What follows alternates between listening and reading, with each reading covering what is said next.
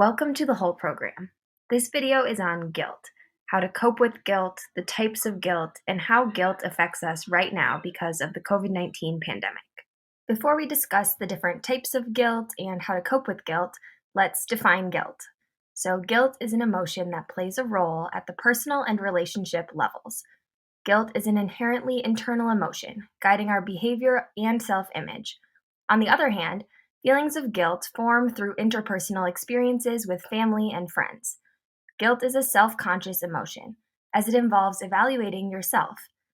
Guilt is also a moral emotion because it guides moral actions. Shame and guilt are both unpleasant emotions leading to a negative evaluation of personal standards. Both can be experienced privately or publicly. Guilt implies a negative self-view of one's own moral standards. These are the standards concerning behaviors, goals, beliefs, or traits that you feel responsible for, while shame implies a view that you are unable to meet the standards of your ideal self. Guilt involves a sense of power and willingness to be harmful, namely to violate the standards of your moral self. On the other hand, shame involves a perceived lack of power to meet the standards of your ideal self. In this video, I will discuss 5 types of guilt. The first type of guilt is guilt as a result of an action. This type of guilt happens when you feel guilty for something you did. It is guilt over your own behavior. Guilt of this type happens when you violate your own ethical or moral code by lying, cheating, or stealing. An example of this type of guilt would be breaking the honor code by cheating on an exam. You could also feel guilty for doing something that you told yourself you would not do again, like drinking, overeating, or smoking. It is normal to feel the emotion of guilt for doing something wrong. When you experience this type of guilt, it is important to apologize to yourself or others and move forward without acting the same way in the future. The second type of guilt is guilt for something that you didn't do but you want to do. This is a tough type of guilt, as the action has not been committed, so you have not compromised your morals. However, the fact that you have thought about violating your morals can be guilt-provoking. An example of this might be thinking about cheating on your partner. This type of guilt includes deviating from your morals or taking part in actions that are unfaithful, illegal, or dishonest. One way to overcome this type of guilt is recognizing that your thoughts exist and welcoming them as part of your life at the moment, but then committing to changing your thoughts and behaviors so that you do not actually follow through on the action. The third type of guilt is guilt for something you think you did. This guilt takes place when you believe you have committed a wrong, even if you have not done anything wrong in reality. This experience can stir up almost as much guilt as actually doing something wrong. An example of this type of guilt may take place if you believe that you can jinx people by thinking about them in a negative or hurtful way.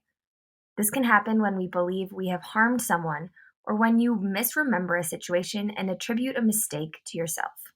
The fourth type of guilt is guilt that you didn't do enough to help someone.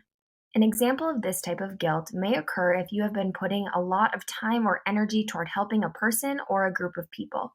Even if you have provided hours upon hours of care, it can sometimes feel as though you have not helped enough or you have fallen short.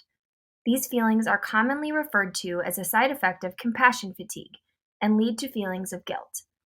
It is important to separate your desire to help people from the guilt that occurs when you do not. It is important to take care of yourself and refrain from helping others due to the guilt you perceive you will experience if you do not help, as acting from a place of guilt can drain you and make you a less effective helper. The fifth type of guilt is guilt that you're doing better than someone else. This is also termed survivor guilt. This is seen widely due to the COVID-19 pandemic, as people, including college students, feel guilty when others around them are suffering and they themselves remain untouched, or when family and friends may be suffering or ill. This also happens to first-generation college students who feel guilty for their success in school. Of course they want to do well, but they feel guilty for their opportunity to attend college, an opportunity that their parents or siblings may not have been afforded. To avoid survivor guilt, it is important to remember that your suffering would not lessen the pain of another person. Also, it may help to remind yourself that people care for you and want the best for you in all circumstances. Feelings of guilt commonly appear in college. as college is a transitional time when many students leave their homes and their families for the first time. Students sometimes use substances to cope with emotional aspects of the transition from dependence to independence. These coping strategies commonly lead to feelings of guilt. During the COVID-19 pandemic, people may be experiencing guilt in unique ways, and even ways that they have not experienced prior to this event. Feelings of guilt are particularly common when you feel spared of a loss or pain that other people are experiencing. We see this now through the disproportionate rates of COVID-19 across Black Americans, the extreme poverty experienced by many as a result of the pandemic, and of course, the thousands of people that have lost their lives to coronavirus. According to Ram Mahato, MD, Medical Director for the Center for Behavioral Health at Hackensack Marion JFK Medical Center, there are many types of guilt people may feel because of the pandemic. Some are normal and can be managed through coping techniques, and others may be prolonged and require medical attention if they get in the way of daily functioning.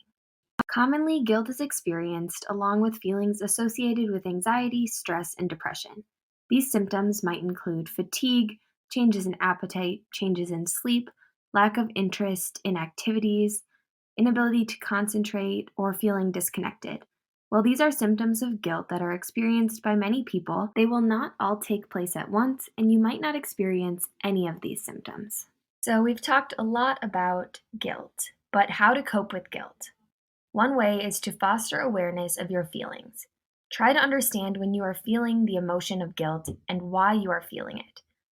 Second, accept your feelings. This may not be easy, but it is important to acknowledge that we have little control over what is happening around us currently. And third, take a break from the news and social media. Allocating time away from the constant information and media input is important. Rather, try journaling, deep breathing, or reading a book. While this video on guilt has a lot of great resources and information, it is by no means comprehensive. If you're looking for more resources or information, check out our whole program website.